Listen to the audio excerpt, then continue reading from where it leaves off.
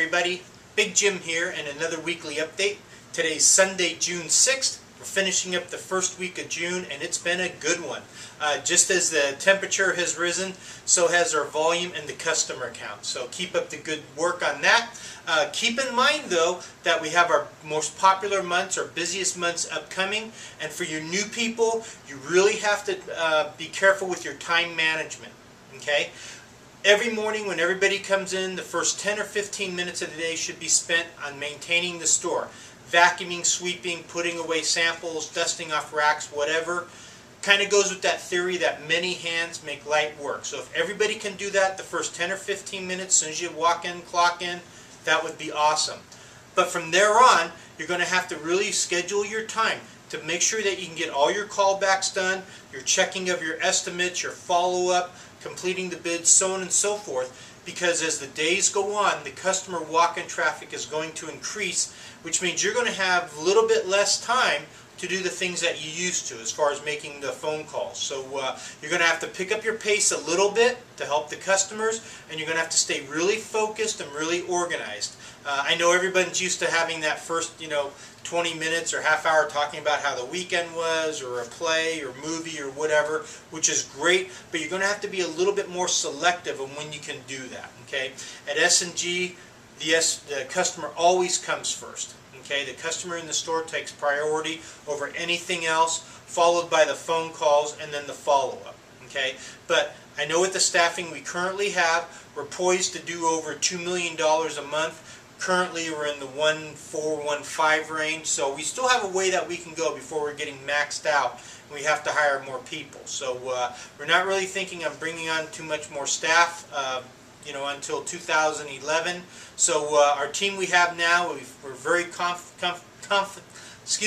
confident and comfortable with the employees we have today. So you just got to kind of get your mind around it that you're going to be a little bit busier, you're going to have to work at a little bit faster pace, and make sure you can get everything done in your 8 hours. Okay? Hey, let's look forward to see what we got coming up. One thing I want to touch on before I go to that, vacation time. You have to fill out your employee request for vacation, and again, with being a little bit skinny in some of the stores, only one person is going to be allowed to go at a time. Okay? So it's important, it's kind of set up on a first come, first served basis. Hopefully you're able to take your week in a full block. So otherwise, we kind of lose days or lose weeks. If you go for a half a week or something, that means no one else can be off at the same time. So don't be surprised if you get turned down. If you're waiting till the last minute to request your vacation time and it gets turned down because someone else already beat you to it, don't be surprised. Don't be upset at the store managers. You only have yourself to blame. So get those vacation requests filled out and get them to your store manager as soon as you can.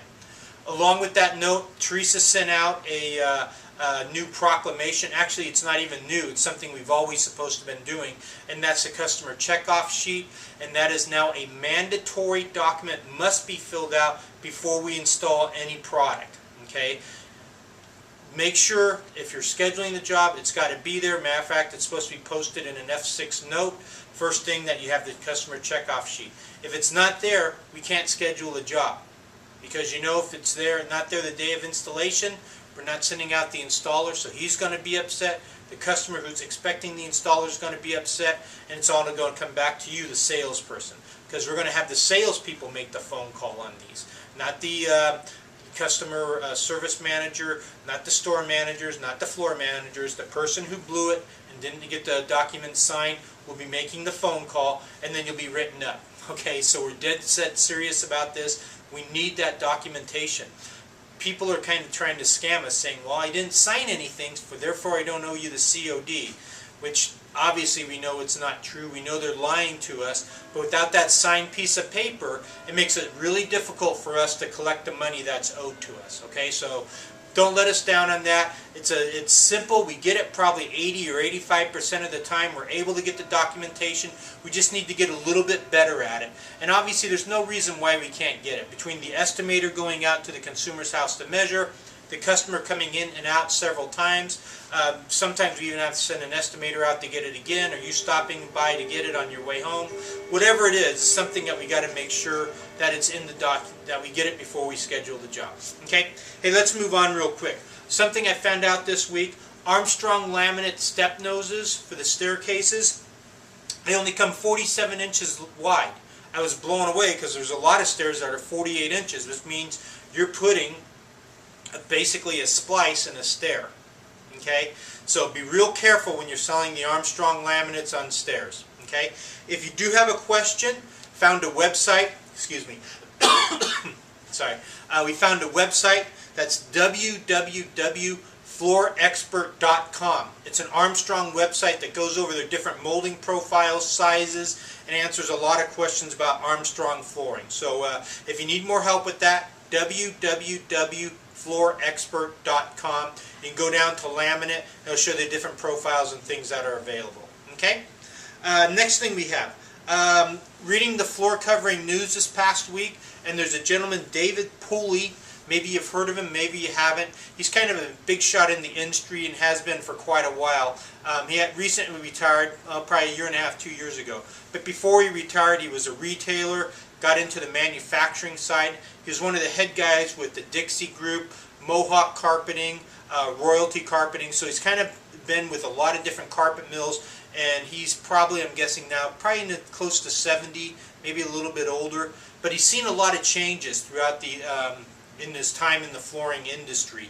And he was questioned or interviewed by the Floor Covering News, and he had really an interesting take on the direction of floor covering industry. And he said, basically, you can count on PETs becoming the fiber of choice. And basically the only reason why it's quite not there yet is because the mills have been integrated for so long, meaning that they make their own or extrude their own nylon and such. They have such a debt ratio, or they own those machines and they don't want to give up on them, so they're the ones that keep pushing the nylon. But in actuality, he's finding that the PET, when constructed, is every bit as durable of a product and much more stain resistant. So you know, we've been on the PET bandwagon for, well, up in the Rancho store for over 15 years. I know in the Bay Area stores it's been a good dozen years or so, and you know, there is no better fiber than the PET.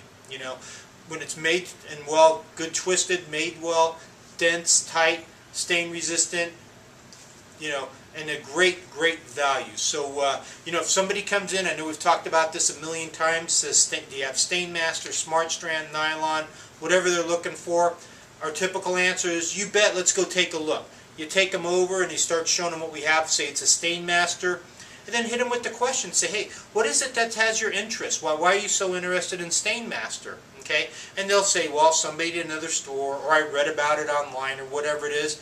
Then you say, well, tell you what, have you heard of the PETs, or advanced generation PETs? Okay?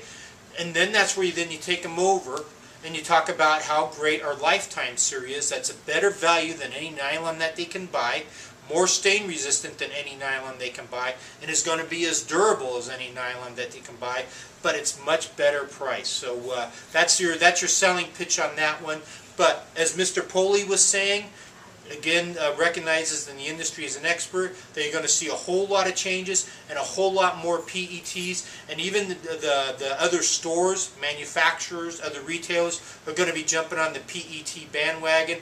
But fortunately for S&G, we kind of saw this coming, and we're leading the way with that. So a little pat on the back to us and the staff.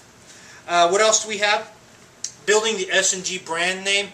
Not only the S&G brand, but your own personal sales brand, who you are. That's why you got to keep passing out those business cards anywhere you go. If you're at Raley's checking out, have a stack of business cards, leave one on the counter. You go out for lunch, you leave it on the counter. You go to dinner, you go anywhere, DMV, leave your business cards laying around, because you're branding not only S&G, but your own brand.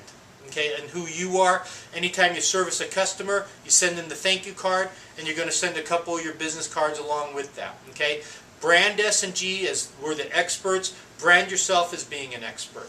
Last thing, we're running out of time here. The Bona X-Rax got into the stores. Great to see. Remember now, with every $500 hard surface purchase, we're giving away a free Bona cleaner along with 16 of the felt glides. So I'm out of time. Hey, have a great week.